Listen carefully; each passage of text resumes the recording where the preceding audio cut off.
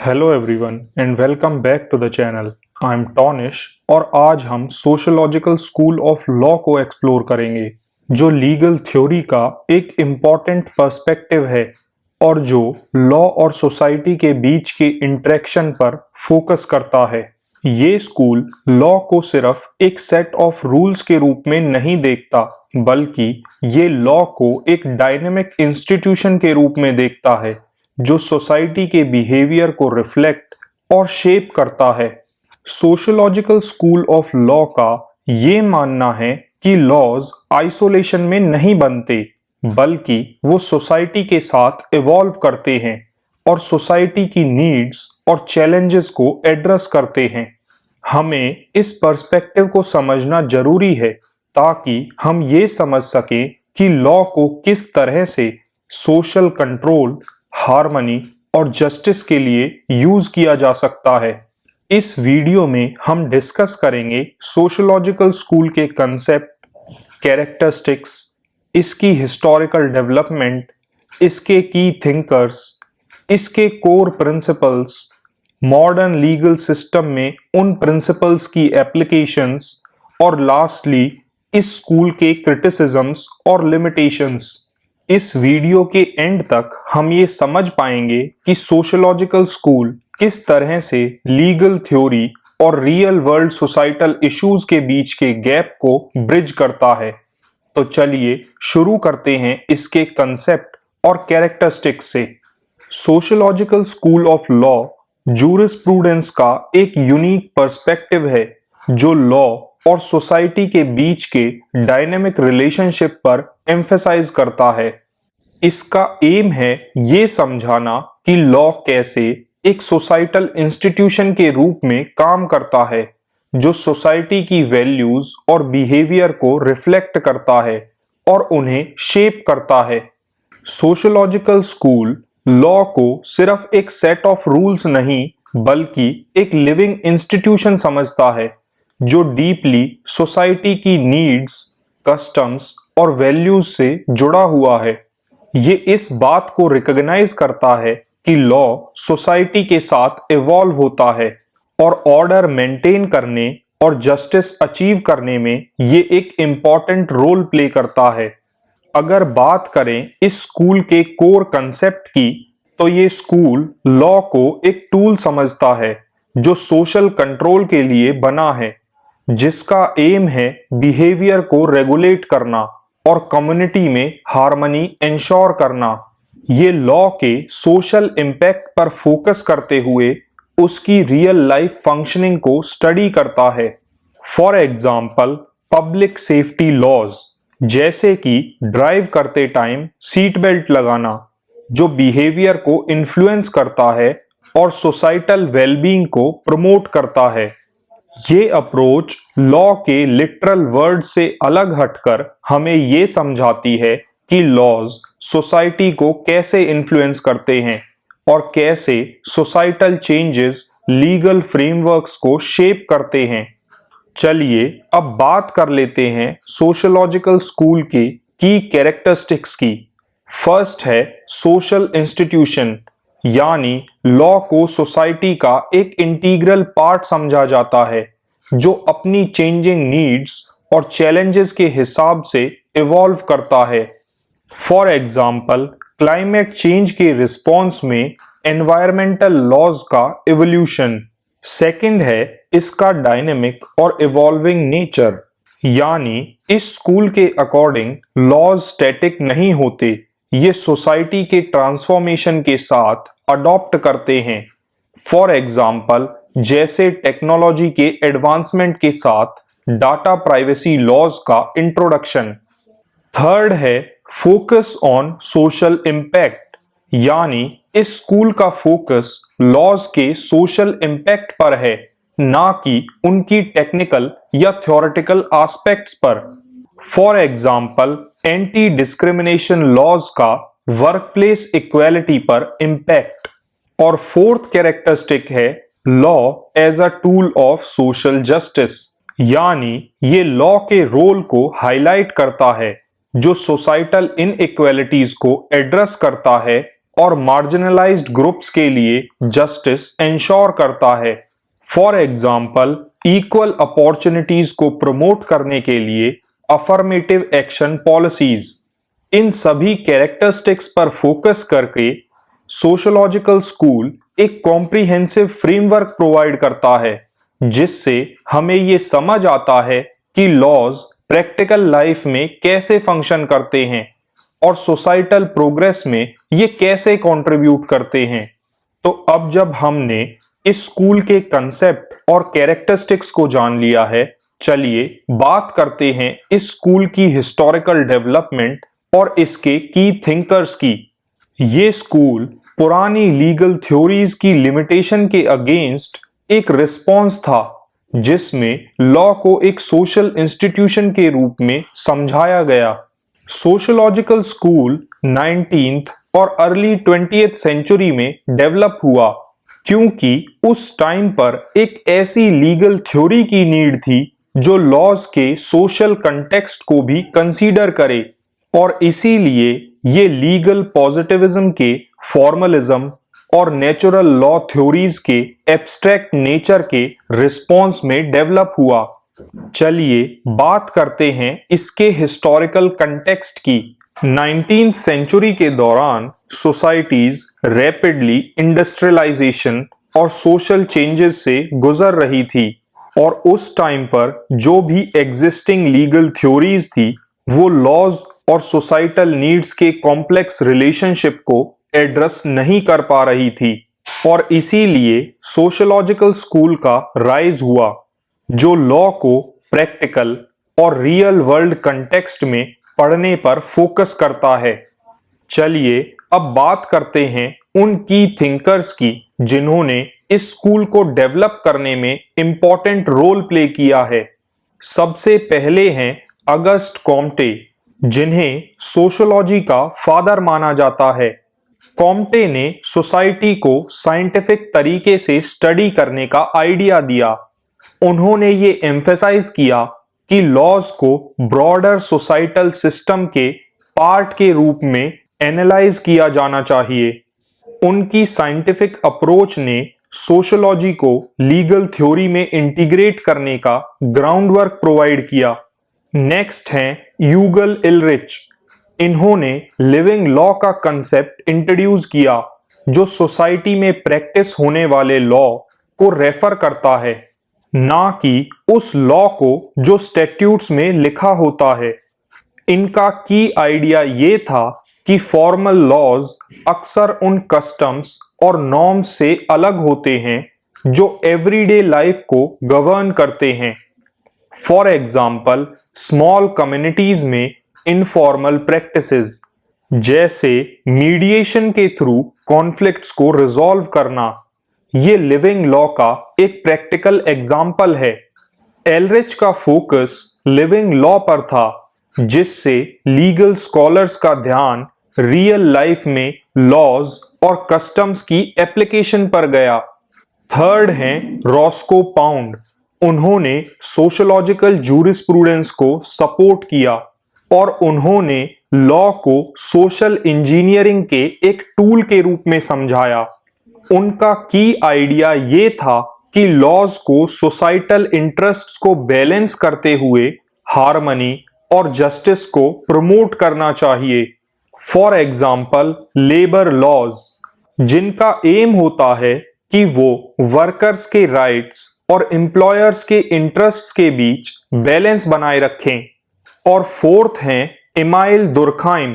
उन्होंने लॉ के उस रोल को हाईलाइट किया जो सोशल कोहेजन और ऑर्डर बनाए रखता है। उनका की आइडिया ये था कि ट्रेडिशनल सोसाइटीज में लॉ कलेक्टिव नॉर्म्स को एनफोर्स करता है और मॉडर्न सोसाइटीज में लॉ कॉन्फ्लिक्ट्स को रिजॉल्व करता है और फेयरनेस इंश्योर करता है। फॉर एग्जाम्पल, ट्रेडिशनल सोसाइटीज में क्रिमिनल लॉज पनिशमेंट पर फोकस करते हैं, वहीं मॉडर्न लॉज रिहेबिलिटेशन पर फोकस करते हैं। इन सभी की थिंकर्स ने मिलकर सोशोलॉजिकल स्कूल को शेप किया, जिसमें उन्होंने सोसाइटी में लॉ के प्रैक्टिकल रोल को और उसके सोशल स्ट्रक्चर के साथ डायनेमिक इंटरेक्शन को हाईलाइट किया। तो चलिए अब बात करते हैं इस स्कूल के कोर प्रिंसिपल्स की। सोशियोलॉजिकल स्कूल ऑफ लॉ का प्राइम फोकस लॉ और सोसाइटी के बीच के डायनेमिक रिलेशनशिप को समझाने पर है। इसके कोर प्रिंसिपल्स इस बात पर एम्फेसाइज करते हैं कि लॉ का रोल सोशल कोहेजन, जस्टिस और प्रोग्रेस में है। सोशियोलॉजिकल स्कूल का ये मानना है कि लॉ को अलग से आइसोलेशन में समझना पॉसिबल ही नहीं है और इसीलिए इसे सोसाइटी के कंटेक्स्ट में समझना जरूरी है। इसके कोर प्रिंसिपल्स लॉ के प्रैक्टिकल और इवॉल्विंग रोल को हाईलाइट करते हैं जो सोसाइटल नीड्स और चैलेंजेस को एड्रेस करता है। चलिए शुरू करते हैं फर्स्ट प्रिंसिपल से, जो है law as a social institution. यानी लॉ को सोसाइटी का एक इंटीग्रल पार्ट माना जाता है जो उसकी वैल्यूज, नॉर्म्स और बिलीफ्स को रिफ्लेक्ट करता है। इसके पीछे का की आइडिया ये है कि लॉ स्टैटिक नहीं होता, ये सोसाइटी के चेंजेस के साथ इवॉल्व होता है और सोसाइटी के बिहेवियर को भी इन्फ्लुएंस करता है। फॉर एग्जाम्पल एनवायरमेंटल लॉज जो ग्लोबल क्लाइमेट चेंज के कंसर्न्स के रिस्पॉन्स में एमर्ज हुए। ये प्रिंसिपल ये रिकॉग्नाइज करता है कि लॉ सोसाइटी की डायनेमिक्स से डीपली कनेक्टेड है, जो कम्युनिटी को गवर्न करता है और खुद भी सोसाइटी से शेप होता है। सेकंड प्रिंसिपल है लिविंग लॉ। ये प्रिंसिपल यूगन इलरिच ने इंट्रोड्यूस किया था, जो फॉर्मल लीगल कोड के कंपैरिजन में कस्टम्स, प्रैक्टिसेस और सोशल नॉर्म्स की इंपॉर्टेंस पर एम्फेसाइज करता है। इस प्रिंसिपल के पीछे का कोर आइडिया ये है कि सोसाइटी का असली लॉ उसकी डेली प्रैक्टिसेस में होता है, ना कि बस स्टैट्यूट्स या जुडिशियल डिसीजंस में। फॉर एग्जाम्पल रूरल एरियाज में community driven dispute resolution mechanisms, जो लिविंग लॉ का एक परफेक्ट एग्जाम्पल है। लिविंग लॉ पर फोकस करते हुए sociological school formal legal structures और सोसाइटल रियलिटीज के बीच के गैप को ब्रिज करता है। थर्ड प्रिंसिपल है law as a tool for social engineering.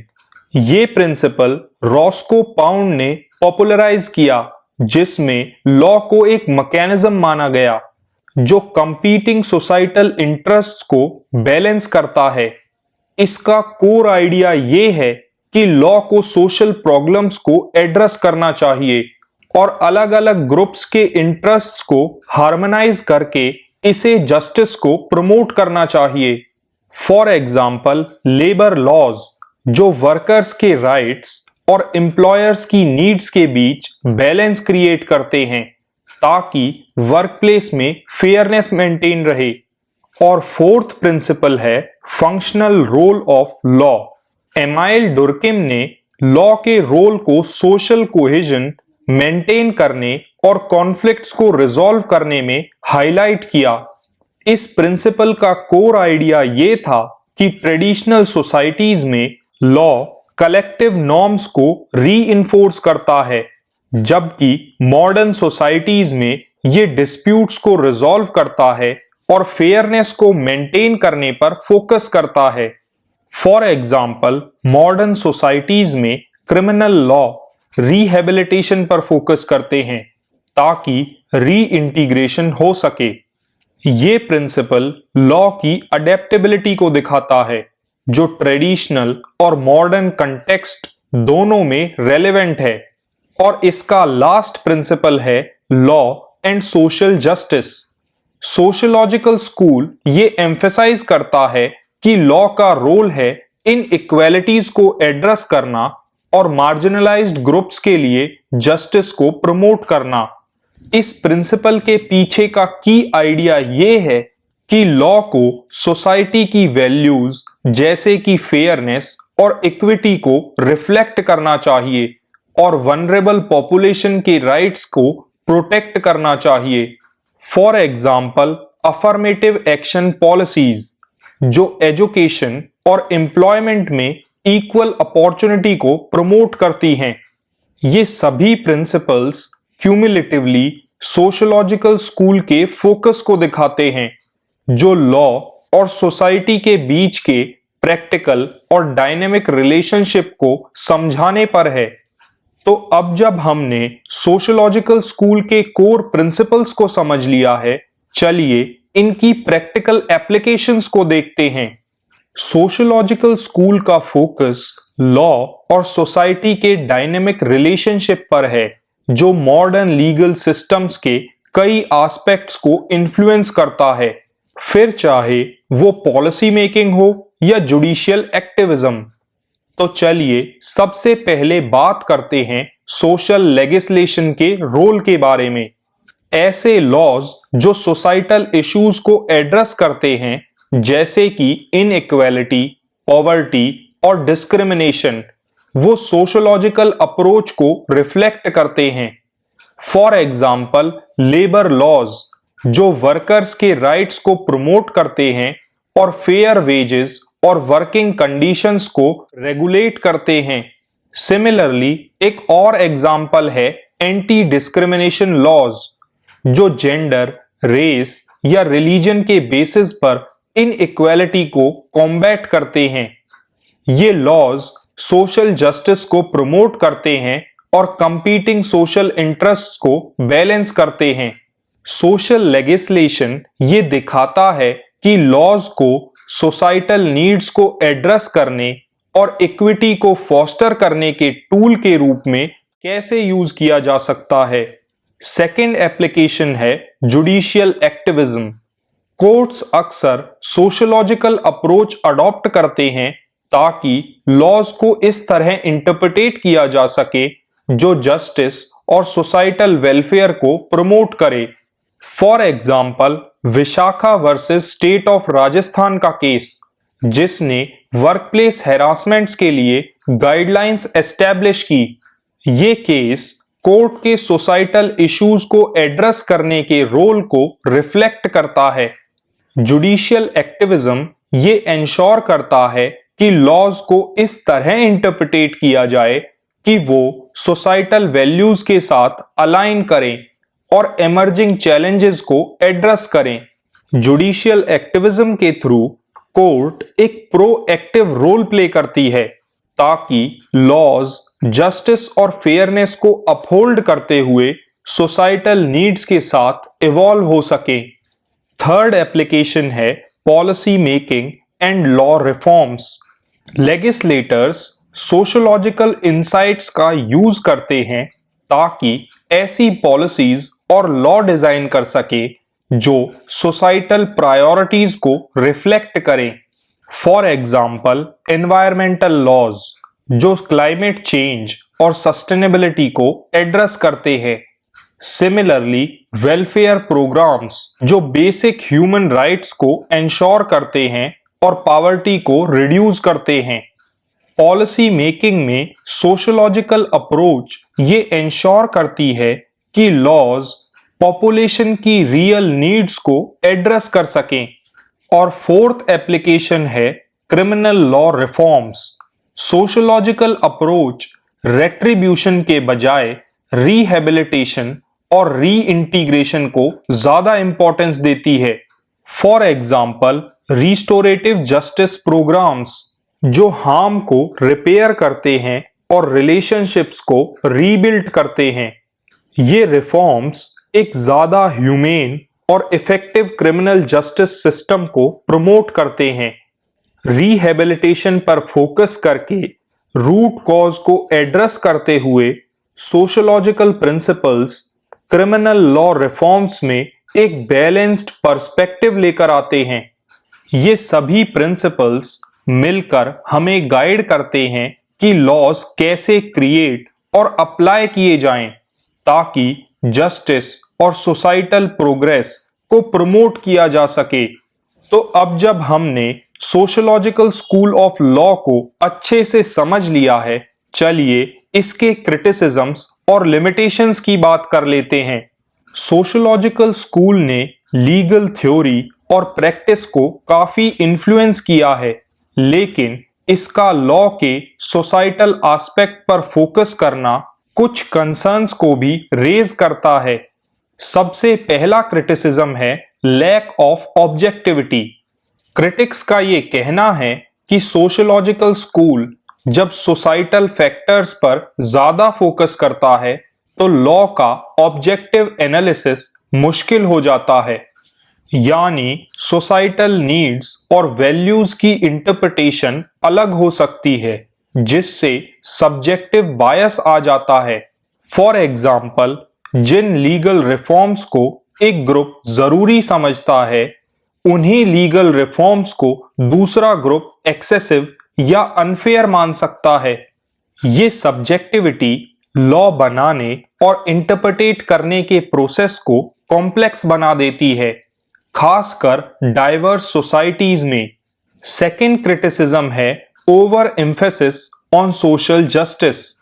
School का फोकस सोशल जस्टिस को अचीव करने पर कभी कभी लीगल सर्टेनिटी और कंसिस्टेंसी की जरूरत के साथ क्लैश करता है, यानी ऐसे लॉज जो इमीडिएट सोसाइटल बेनिफिट्स के लिए बनाए जाते हैं वो लॉन्ग टर्म स्टेबिलिटी या फेयरनेस को अंडरमाइन कर सकते हैं। फॉर एग्जाम्पल, वेलफेयर लॉज जो जल्दी इंप्लीमेंट किए जाते हैं वो कंट्री के इकोनॉमिक रिसोर्सेज या एडमिनिस्ट्रेटिव सिस्टम्स को स्ट्रेन कर सकते हैं। थर्ड क्रिटिसिज्म है कॉम्प्लेक्सिटी ऑफ सोसाइटल इन्फ्लुएंसेस।